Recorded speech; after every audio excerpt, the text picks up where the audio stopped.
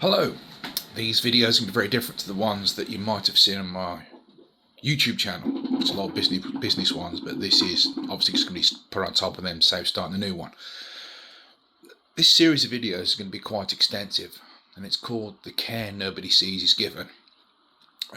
My story is, for about 17 years before COVID, I actually lived overseas for the majority of that time.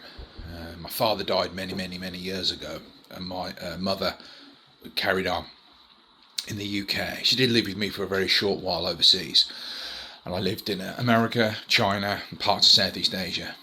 And from about 2017, 2018 onwards, I slowly started to move back to the UK, not for any specific reasons because of what I was doing entrepreneurial overseas, but more to do with my mother's illness started to get worse, and it required more of my time.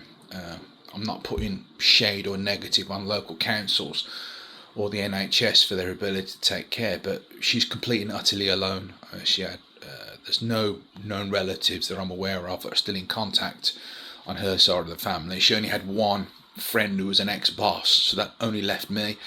Walking become incredibly difficult at an early age. It's a very rare form of arthritis. It's actually both forms of arthritis at the same time, and generally arthritis is what they call opposing joints. So you have two elbows, two knees. With her, it was every single bone all at once, everywhere, all over at the same time. She also had fibromyalgia. She started to get she had double cataracts. It's a type of autoimmune problem with her eyes, so she'll be blind soon by the way it looks.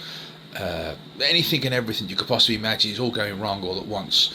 So it seemed to me that probably the best thing for me to do is to think about moving back 100%, which kind of got pushed really to the forefront when COVID happened, and I had to close down my entrepreneurial business overseas. That was, it was reasonably successful, but I had to close everything down. So I sold up what I could and moved back to the UK and moved in with my mother. During lockdown, what I found was the government was saying if you're a fragile person, you shouldn't really have comorbidity issues. You really shouldn't be going out at all, even to get daily shopping. You should, as you can hear the washing machine in the background, you'll know why in a minute. You really shouldn't be going out shopping. And I thought they should be booking online if there was any slots. And I kept on thinking to myself, how many 75 to 95 year olds do you know that know how to book online, even if they could get a slot? And so me and some other people in the area started knocking on people's doors to find out, the elderly, if they can get their shopping. So we took it upon ourselves just to get shopping for people.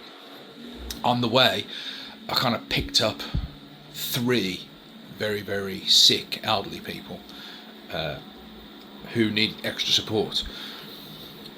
And it was a point where I learned overseas that they treat elderly quite different to what generally happens in the UK. What I found in the UK was, if you were elderly, they would just immediately, the fact that if the children or only child in my case, which I am, can't look after the adults or the parents, they're just put into a care home and they're just left.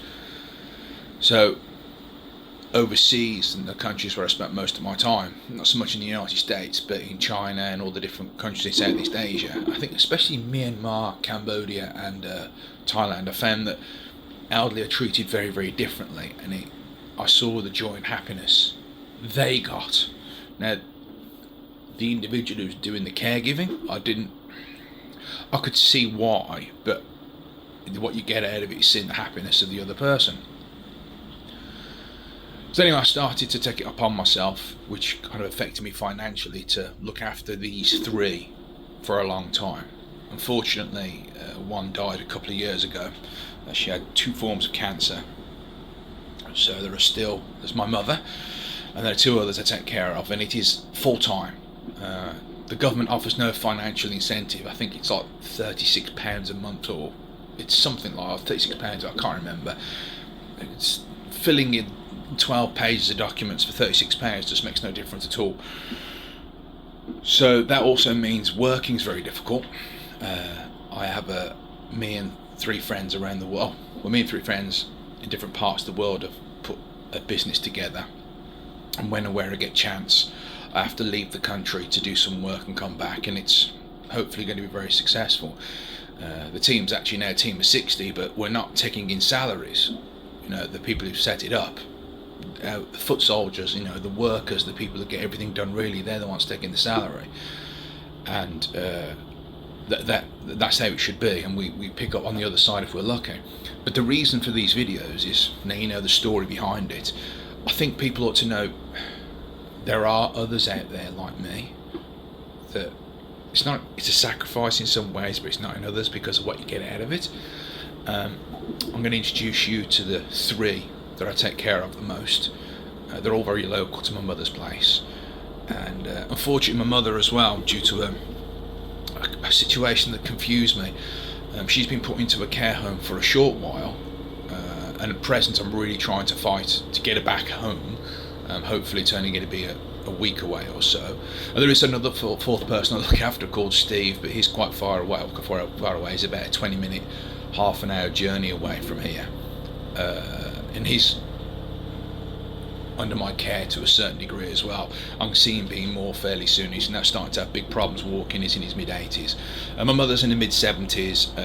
Another person I take care of is in her 80s, and another person who takes a majority of my time at the moment in the mid-90s. And she's you'll see one of her videos soon. She's really funny.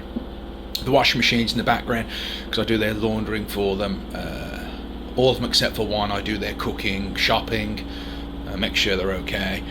And my political views are kind of centre-right to centre, I suppose, and I know there's a lot of problems in the UK to do with immigration and whatever, people coming over on small boats, and I've only got one person that helps me, and they're an immigrant themselves into the UK, which proves about how people think differently in different countries. And when they found out that what I was doing, they give up everything they're doing and join the fight, join to help. So I've got some videos of me and my mother coming up. I've got some videos of me and the other main old person I take care of coming up. But I just want you to understand, there is me. There are others out there, and this is the caring that people don't see, because everyone says the UK has a very dry, uncaring kind of like country. But it's not. There are people out there. I want my story to be known, and if I find anyone else that's similar to me, I want their story to be known, so people can see that there is help out there. Like me and other people as well. So get in contact and enjoy the videos. I think some of them are quite funny. Bye bye.